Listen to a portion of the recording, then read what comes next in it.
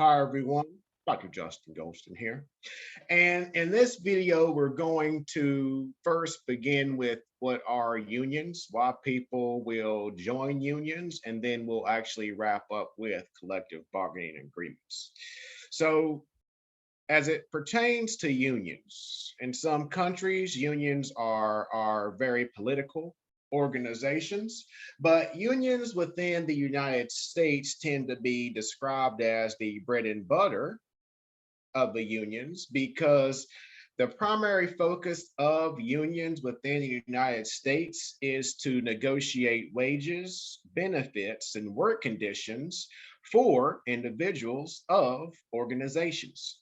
Now, given that the primary objective is to improve the living standards and economic status of the members of those unions, there's a lot of negotiations that go into place between those union members, those union leaders, and the organizations which they work in.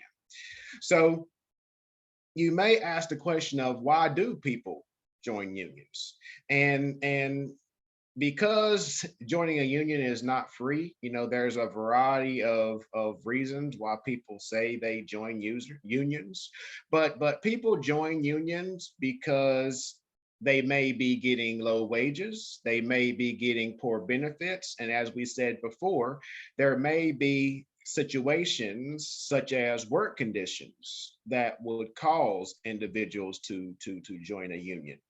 So they will join a union given that they put their trust in the union to help them improve their wages, to improve their job security within their particular employer. So the way in which they will do that is, as we said before, they're going to negotiate salaries, negotiate certain things, and we're going to go through that as we progress within this week. So as we talk about the structure of labor organizations, there are local unions, and then there will be things that we refer to as national unions. So within local unions, we will have things that we will have makeups such as craft unions, and craft unions are similar to that will be composed of things that are roles such as machinists, where it is focused on a particular skill set within an organization. Now, you will also have industrial unions, where industrial unions such as the United Auto Workers within the United States represent all workers within a facility, within a particular plant, or even within a particular industry. Again, going back to the United Auto Workers. So that is local unions, but then we also have national unions, where national unions can be composed of local unions, and the national union is financially supported, financially funded by the dues paid by the local unions.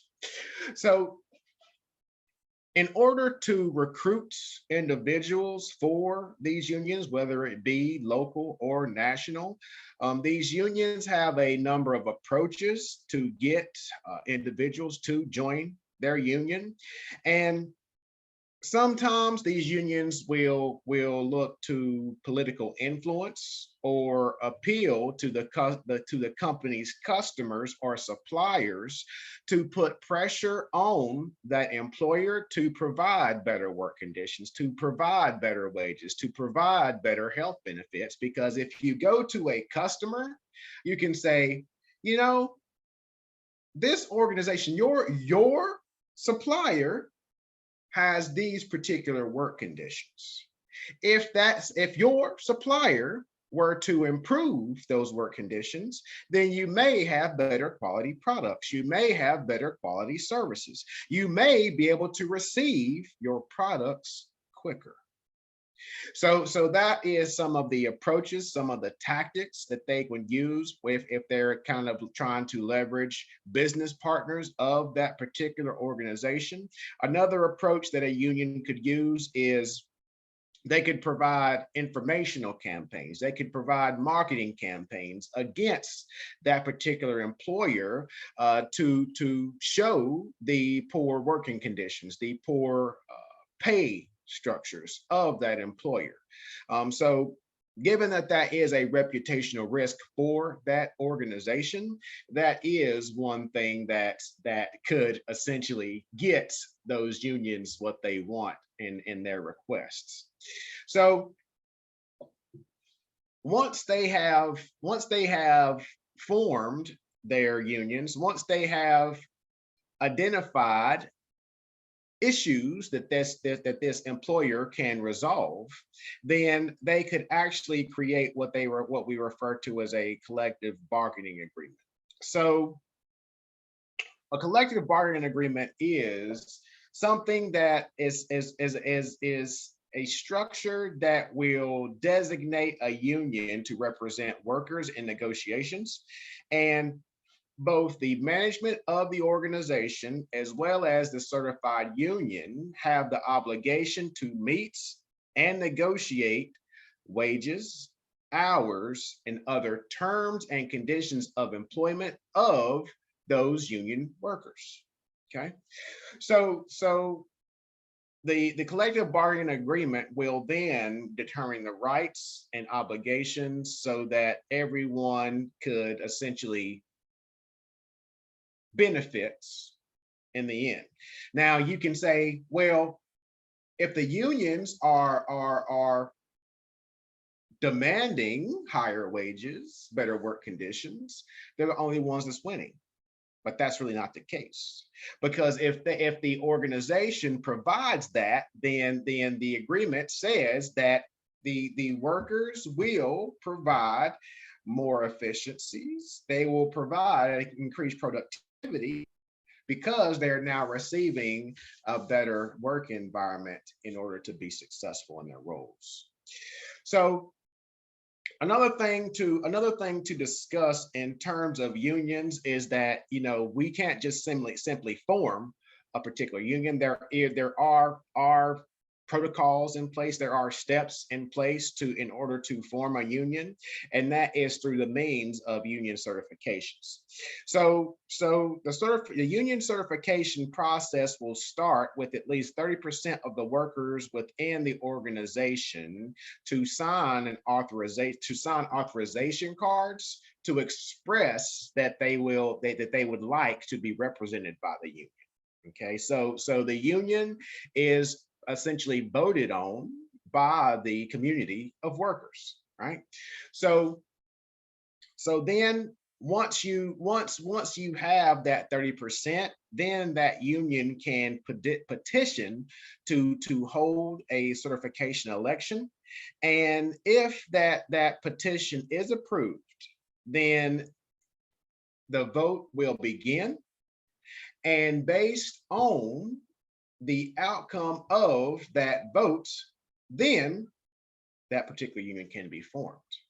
So let's just say that we issued a 30% workers, they signed the authorization, the union filed a petition, and let's say that we won the vote. Okay, let's say that the union won the vote.